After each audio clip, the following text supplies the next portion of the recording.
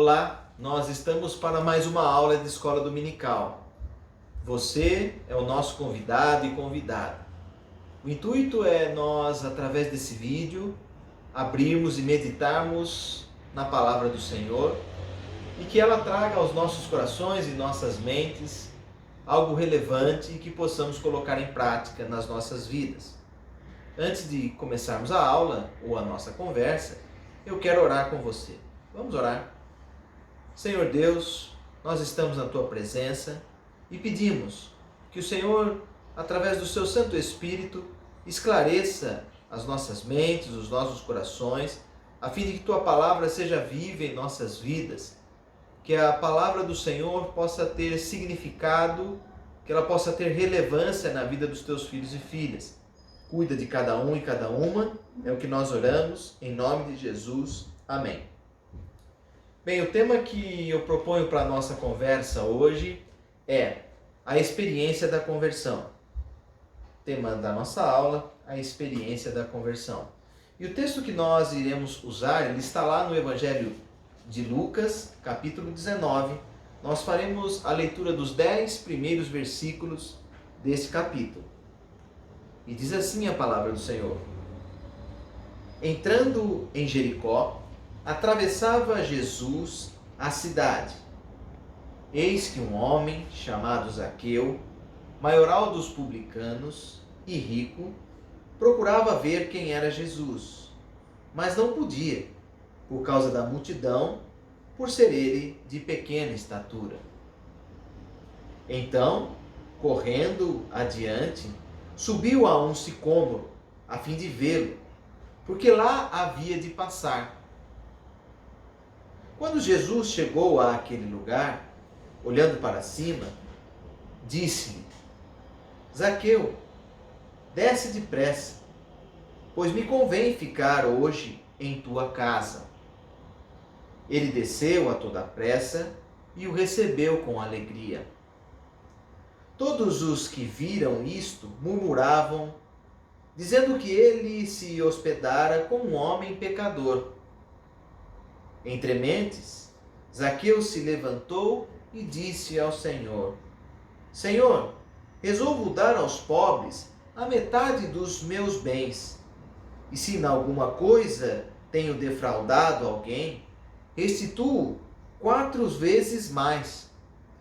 Então Jesus lhe disse: Hoje houve salvação nesta casa, pois que também este é filho de Abraão, porque o Filho do Homem veio buscar e salvar o perdido. Amém por esta palavra. Bem, se nós iremos falar sobre conversão, a experiência da conversão, esse texto certamente nos enriquece. Aqui nós temos a passagem bíblica onde o autor cita Zaqueu. Zaqueu, a palavra que nos orienta que era um publicano, não um simples publicano, mas um maioral. Publicano aqui era o cobrador de impostos. Para a gente entender um pouco o que isso significava, publicano era um judeu, mas que representava o Império Romano, porque era ele o responsável de recolher o tributo da população. Imagine só você que uma população vivendo sob o domínio do Império Romano era muito explorada. As pessoas viviam uma pobreza tremenda e ainda nessas dificuldades sofriam grave exploração. Portanto, o publicano era visto como um traidor, alguém do povo, mas que explorava ou que legitimava a força de opressão do Estado. Só para a gente entender o quão chocante é essa conversão. As pessoas, nós, vale a inclusão, temos o costume de escalonar os outros, ou criarmos índices de valoração de determinada pessoa. Com isso, eu acabo dando preferência para uns ou outras e excluindo tantos demais. Na leitura do povo judeu, o publicano não tinha o direito de se converter a Cristo. E Jesus vem justamente quebrar com esse paradigma. Todos podem ser transformados por Cristo e por sua palavra, pelo seu evangelho. É mais ou menos nesse caminho que nós iremos conversar. Na nossa introdução, eu queria falar um pouco da conversão. Conversão é a mudança de vida, operada por Deus em nós, e que produz em nós, seres humanos, a disposição de nós nos afastarmos do pecado e voltarmos radicalmente para Deus, o nosso Criador. É uma mudança de direção. Estávamos indo para um caminho de perdição e pecado, e quando nos convertemos, nos voltamos para Deus. É importante nós voltarmos para o texto bíblico, porque certamente ele vai falar ao seu coração. Zaqueu foi encontrado por Jesus na copa de um sicômoro, ou uma árvore. Percebam que o Espírito Santo já incomodava Zaqueu. Ele percebia que aquilo que ele realizava não era muito legal. E ele entendia que esse Jesus que estava passando pela cidade o podia levá-lo à transformação. E por isso ele se esforça. Ele, por ser de pequena estatura, vê então esta árvore chamada sicômoro, decide subir até a copa da árvore, ou subiu ali numa determinada altura, para poder ver o Senhor Jesus. Interessante que provavelmente a multidão olhava para Zaqueu com um certo preconceito, né? Olha aí um traidor nosso, alguém que nos prejudica. Mas Jesus não tem esse olhar. Jesus diz no versículo 5 que ele convida Zaqueu para descer da árvore e propõe, olha, vamos passar um tempo na sua casa. Quem de nós estaríamos dispostos ou dispostas para aproximar-se dessa forma de alguém que era visto como um traidor do povo? Jesus age dessa maneira. O texto bem fala, e nós já dissemos no início, que ele era um cobrador de impostos, um maioral, uma pessoa importante, e tinha riquezas, era um homem rico. Rico às custas da exploração dos seus iguais. E por isso era uma pessoa excluída. Na maioria de pessoas pobres, ele, fazendo parte de um sistema perverso de exploração, ele era excluído. Agora Jesus não o exclui. Jesus, pelo contrário, ele convida para descer da árvore e diz que vai passar um tempo com Zaqueu. E essa atitude de Jesus, diz o versículo 7, que gera um desconforto nas pessoas que ali estavam. As pessoas não admitiam como é que Jesus pode estar na casa de um pecador.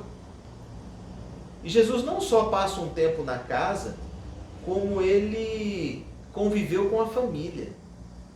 Jesus, por um determinado tempo, passa a fazer parte da família de Zaqueu. Eu queria te provocar com uma pergunta, para que você também medite na palavra do Senhor e cada vez mais pesquise neste texto. É possível eu e você fazermos parte da família de Deus sem que exista ou haja em nós uma verdadeira conversão? Existe falso arrependimento? Essas são as perguntas, né? É possível fazer parte da família de Deus sem que haja uma verdadeira conversão? Existe falso arrependimento?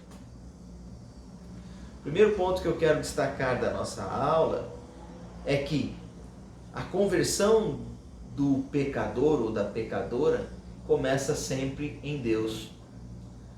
É Deus quem vem até nós. Não existe ser humano nenhum ou qualquer outro ser capaz de por si mesmo chegar até Deus. A aliança proposta por Deus é da parte dele para conosco.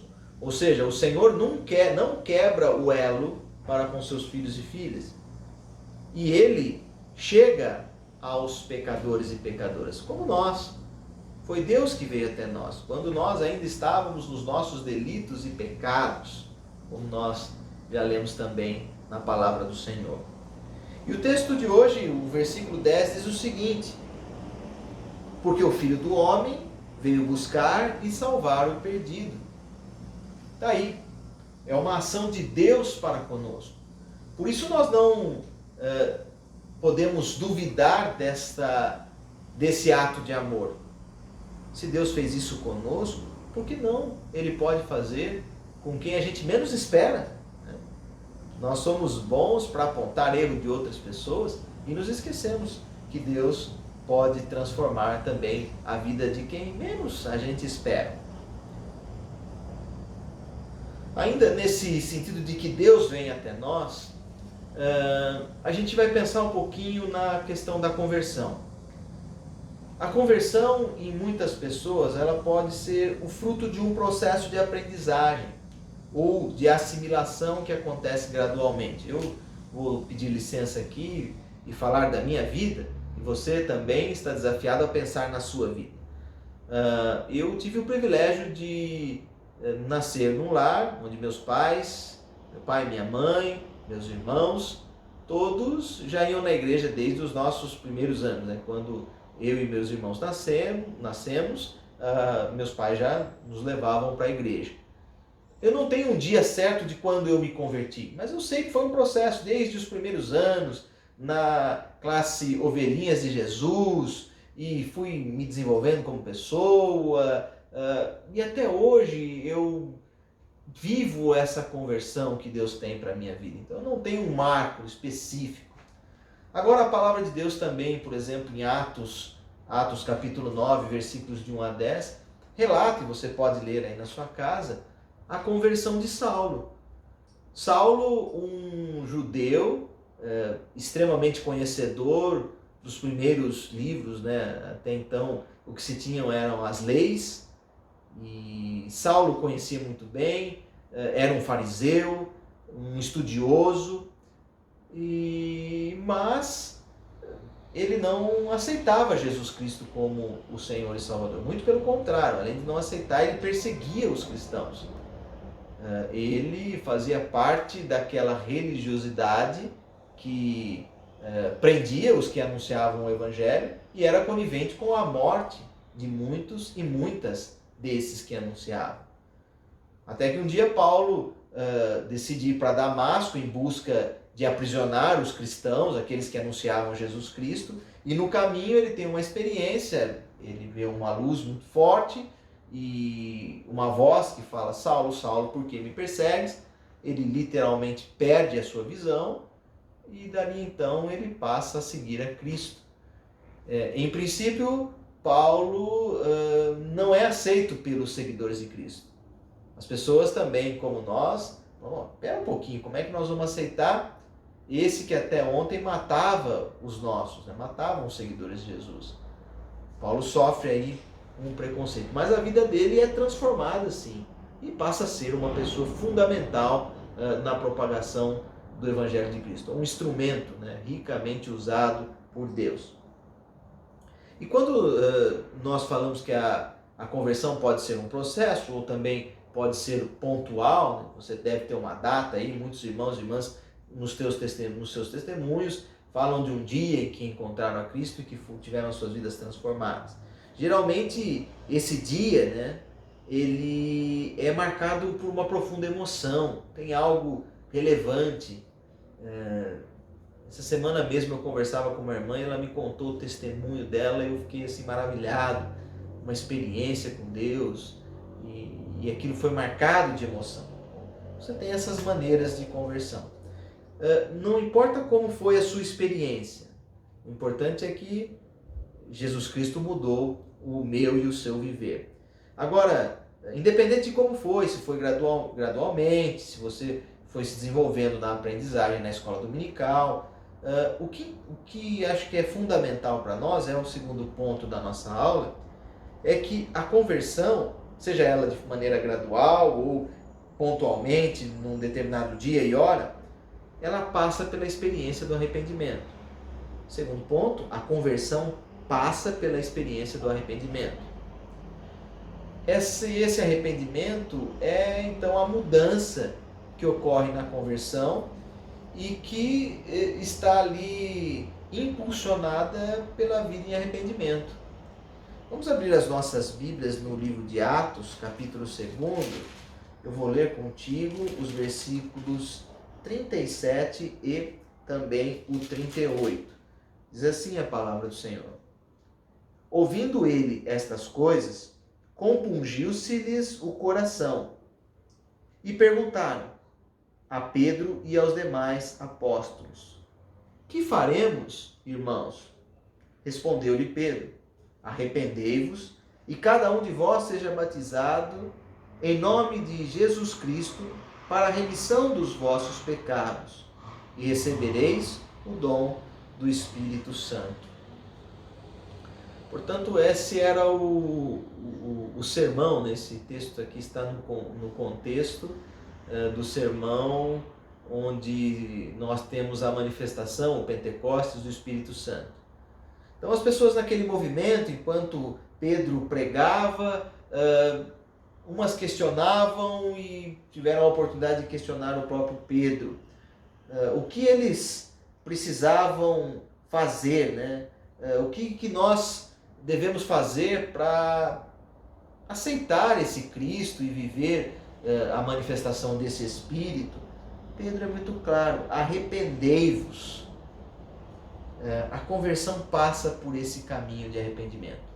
Zaqueu, como nós lemos aqui também no texto que fundamenta a nossa aula, demonstrou arrependimento. Versículo de número 8 diz assim para nós: entre mentes, Zaqueu se levantou e disse ao Senhor: Senhor, resolvo dar aos pobres a metade dos meus bens, e se em alguma coisa tenho defraudado alguém, restituo 4 vezes mais. Veja o arrependimento. Ele viu que todo aquele acúmulo de riqueza foi oriundo, resultado de exploração. E por isso ele decide devolver àquelas pessoas que ele havia explorado. Só um conceito de arrependimento. Arrependimento é o primeiro sinal da entrega do coração a Deus. É o reconhecimento da pessoa, do pecador ou da pecadora, de que ele é, ou eu, né, sou rebelde contra Deus. É a declaração que nós deixamos assim exposta de que o nosso coração agora está entregue a Cristo e que a nossa vida agora passa a ser justificada por Ele. Ou seja, não importa como foi a sua conversão, agora é preciso ter arrependimento. Terceiro e último ponto da nossa aula. Uma conversão, seja ela num processo gradual, ou seja de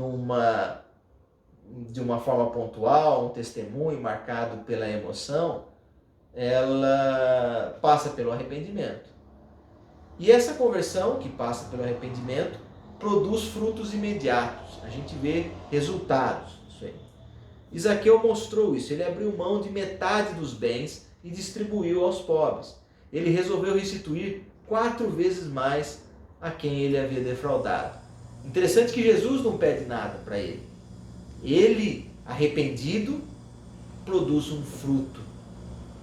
E assim também deve ser a nossa vida. Você está vendo aqui no slide ou na fotinho uma mensagem interessante. Uma imagem de um garotinho carregando nas costas o seu irmão no meio de uma possível enchente.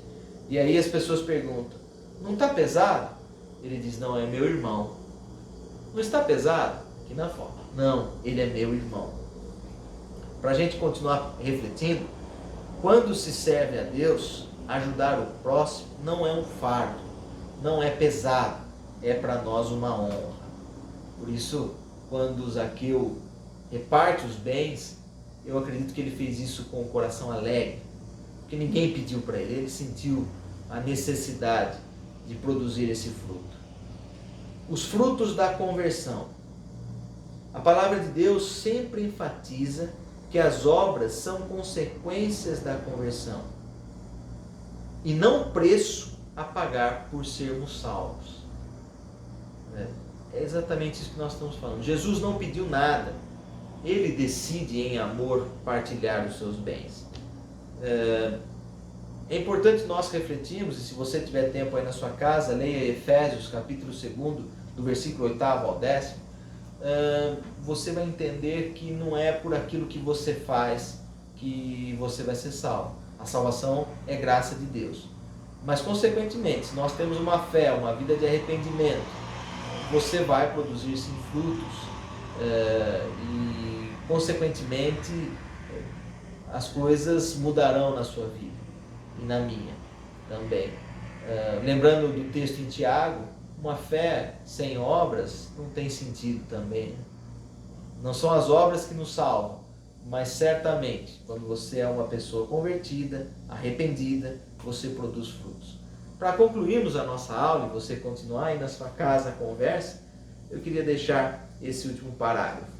A experiência da conversão é um ato de Deus e Deus produz em nós um arrependimento, ou seja, essa ação do Espírito Santo na minha vida faz com que eu me arrependa das coisas que eu cometia. E o nosso coração, a nossa mente, a nossa alma muda de foco e nós passamos a viver uma nova vida, em novidade de vida. Bem, é isso que eu quero compartilhar com você. Espero que tenha sido relevante para a sua vida. Continue o debate aí na sua casa. Se você tiver uma dúvida, um ponto de vista divergente, por favor, compartilhe conosco. A paz do Senhor. Mais uma vez, obrigado.